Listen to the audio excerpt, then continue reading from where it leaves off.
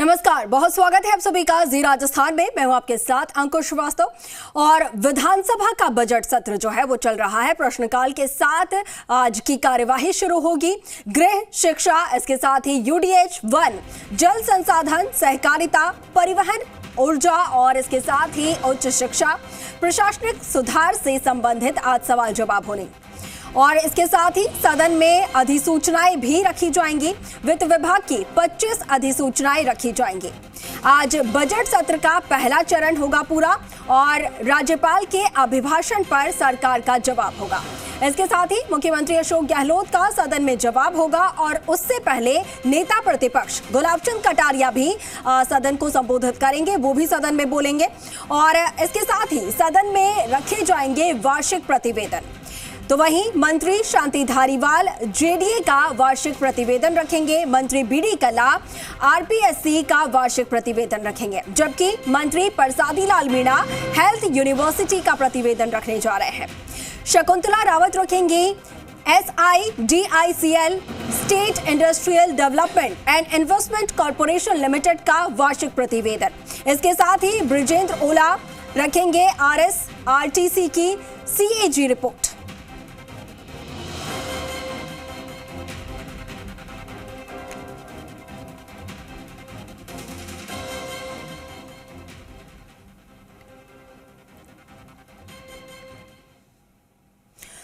तो आपको बता दें कि विधानसभा का जो बजट सत्र है वो लगातार चल रहा है और आज भी विधानसभा की कार्यवाही प्रश्नकाल के साथ शुरू होगी।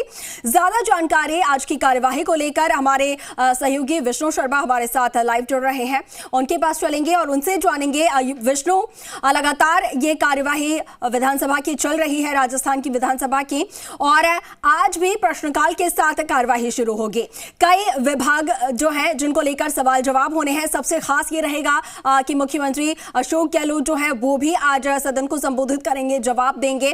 और कौन कौन से मुद्दे हैं, क्योंकि कल जो है बेहद अहम दिन रहा है देश के लिए, केंद्रीय बजट पेश किया गया, लेकिन राजस्थान सरकार जो है पूरी तरीके से निराश रही है। खुद मुख्यमंत्री ने भी कहा है कि राजस्थान की जनता निराश है इस बजट से। तो आज किस तरीके की गूंज जो है वो सदन में सुनने वाली है?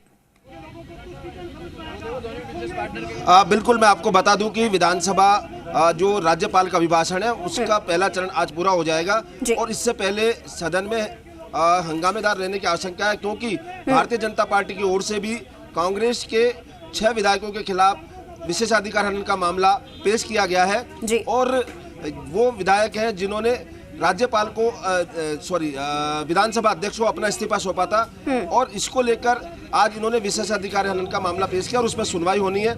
और मेरे साथ है बीजेपी के प्रदेश मुख्य प्रवक्ता रामलाल शर्मा। विधायक रामलाल शर्मा से बात करते हैं जी। आप लोगों ने भी विशेषाधिकार का मामला पेश किया, क्या कारण है और किस तरह से मान रहे हैं? देखिए, जो हाईकोर्ट के अंदर स्पीकर ने जो जवाब भेजा है उसमें कहा है कि इस्तीफे स्वेच्छा से नहीं थे, तो 6 मान्य सदस्यों ने इस्तीफे कलेक्ट करने का काम किया। तो आखिरकार इन 6 सदस्यों ने क्यों दबाव डाला, क्यों विधायकों की स्वतंत्रता के ऊपर हनन करने का काम किया, क्यों विधानसभा के नियम और प्रक्रिया के जो अधिकार उनको मिले हुए हैं उनका हनन करने का काम किया। तो इन तमाम 6 विधायकों ने जो इस्तीफे कलेक्ट करके स्पीकर को सौंपे थे, तो इन तमाम विधायकों के खिलाफ हमने आर्टिकल 157 और 58 के अंदर विशेषाधिकार हनन का प्रस्ताव लेकर आए हैं और हम अपेक्षा करेंगे स्पीकर हमारे को व्यवस्था दें और हमारी बात को भी रिकॉर्ड के ऊपर लें, हमारी बात को भी प्रदेश की जनता जाने। कौन कौन विधायक हैं जिनके खिलाफ आप लोग विशेषाधिकार हनन का मामला लेके आए हैं? अभी शांति धारीवाल जी हैं, महेश जी जोशी हैं, महेंद्र जी चौधरी हैं, संयम जी लोढ़ा हैं, रामलाल जी जाट हैं और रफीक खान हैं।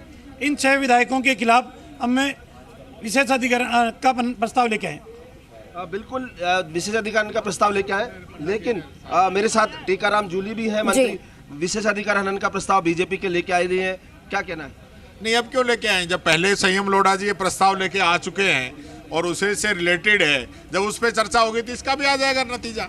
आप ये देखिए, ये सारी चीजें जिस प्रकार से करते हैं, कोई एक्शन का रिएक्शन देने का ये लोग काम कर रहे हैं। आज इनके पास कुछ बचा नहीं है, इसलिए ये विशेषाधिकार का प्रस्ताव जो अब लेके आए हैं, जबकि संयम लोढ़ा जी पहले ही ला चुके हैं, तो अब इनके लाने का कोई औचित्य नहीं है। चूंकि बजट में रिप्लाई होना है आज राज्यपाल के अभिभाषण पर, तमाम जो मुद्दे अभी तक उठ चुके हैं उनका रिप्लाई होना है, तो ऐसा तो नहीं लगता कि उसको काउंटर करने के लिए, उसको डाइवर्ट करने के लिए ये क्या है?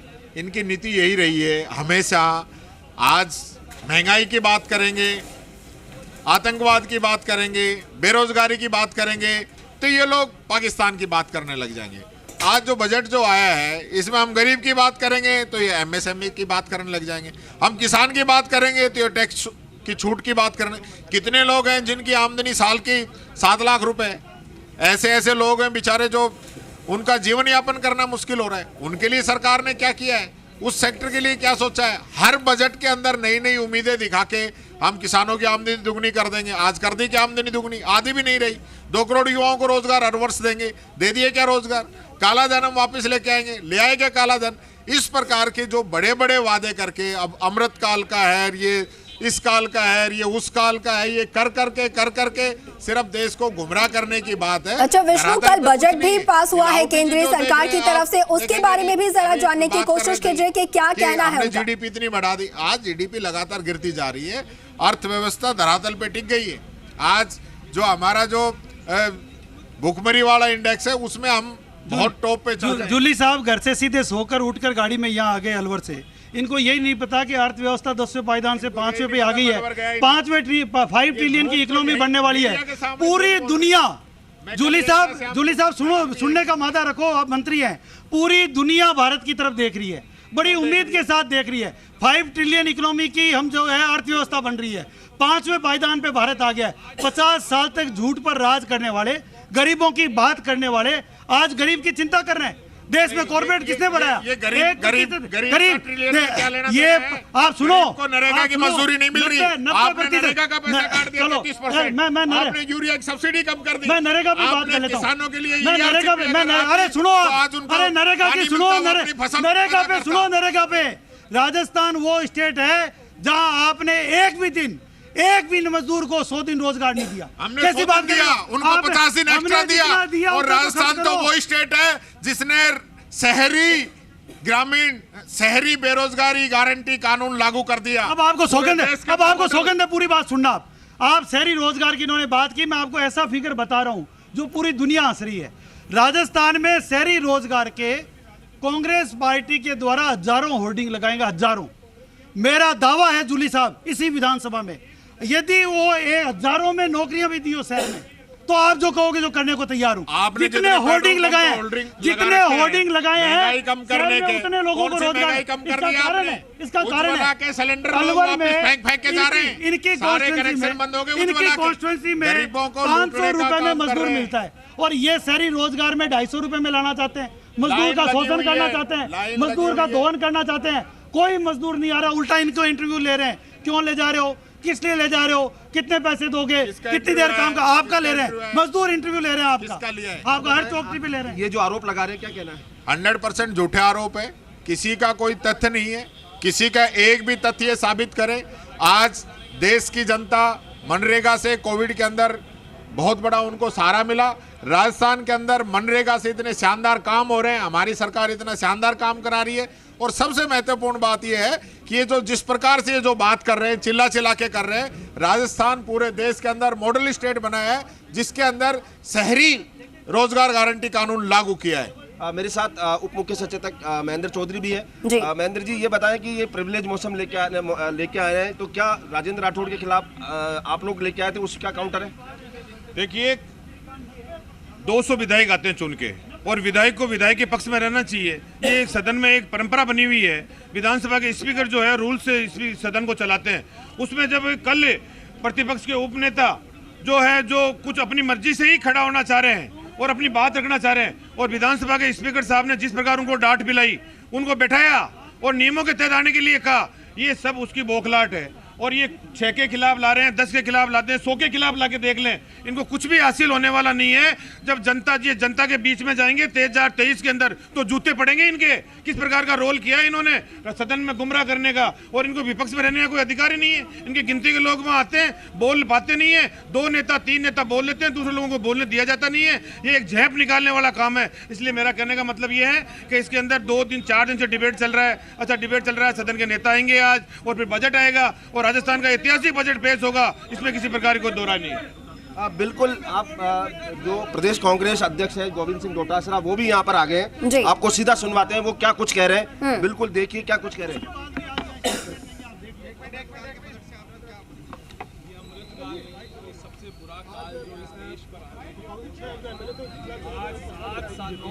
विशेषाधिकार रामलाल जाट, 1 लाख महेंद्र चौधरी के खिलाफ विशेषाधिकार नोटिस देकर के आए हैं बीजेपी वाले कि विधायकों को दबाव में इस्तीफे इन लोग करेंगे।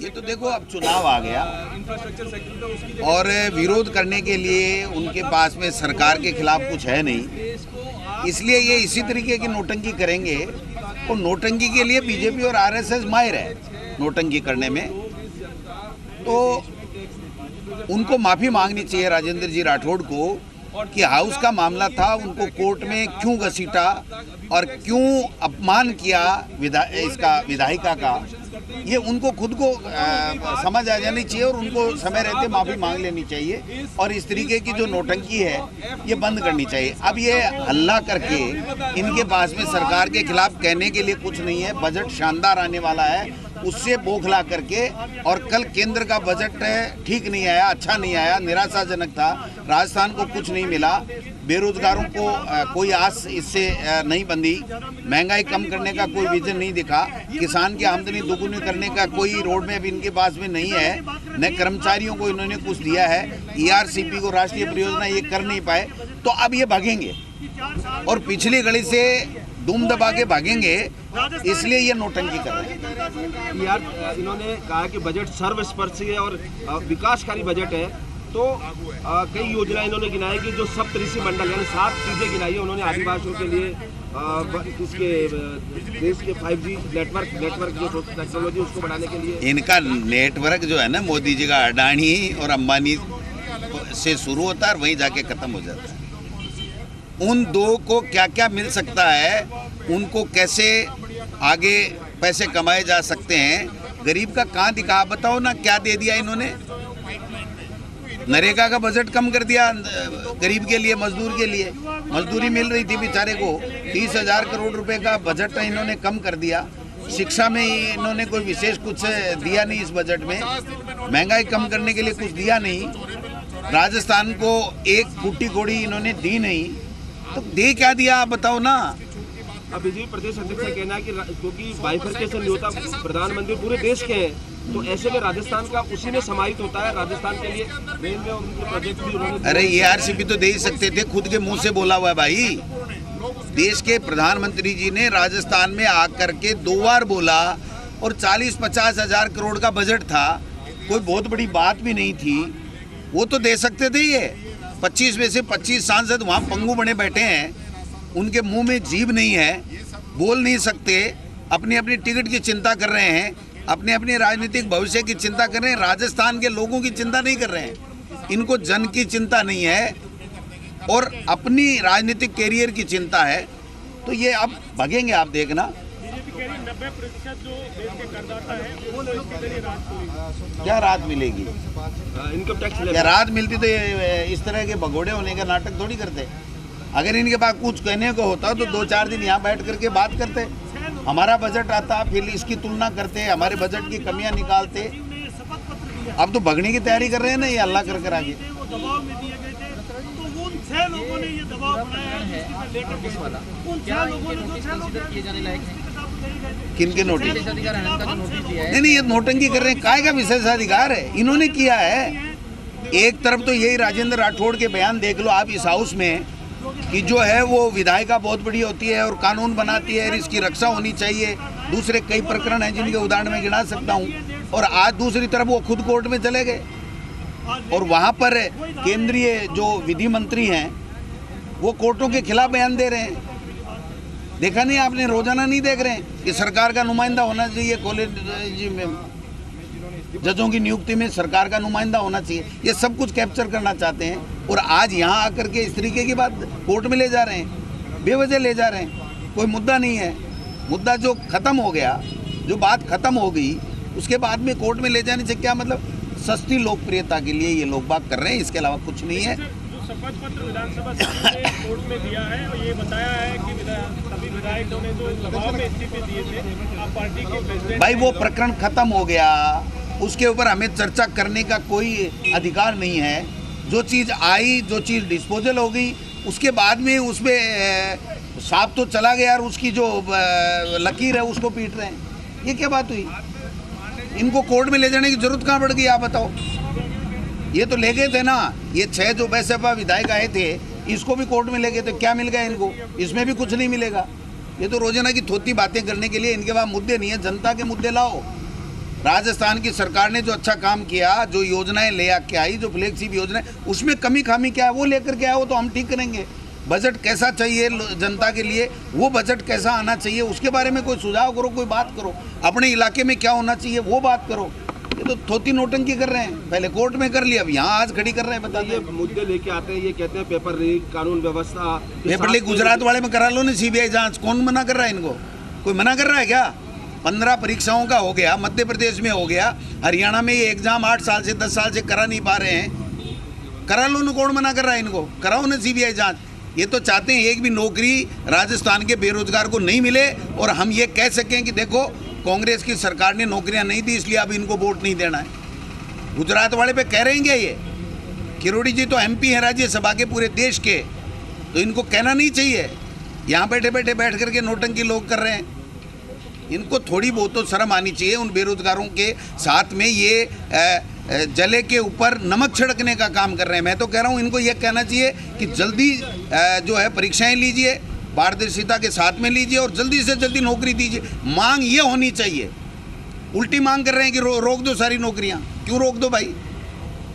अगर कोई पेपर आउट हो गया उसको सजा मिलेगी जिसने अपराध किया है, और जल्दी से जल्दी दोबारा पेपर करा के हम नौकरियां देंगे।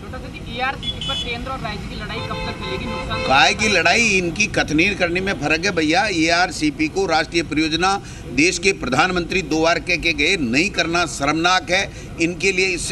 मतलब चल्लू भर पानी में डूब के मरने वाली स्थिति है बीजेपी के 25 सांसदों के लिए कि वो ARCP को राष्ट्रीय परियोजना नहीं घोषित करा सके देश के प्रधानमंत्री से। राज्य सरकार ने जो केंद्र को रिपोर्ट भेजी है उस रिपोर्ट में कमी। वो तो झूठी बातें करते हैं। वसुंधरा जी की भेजी हुई है।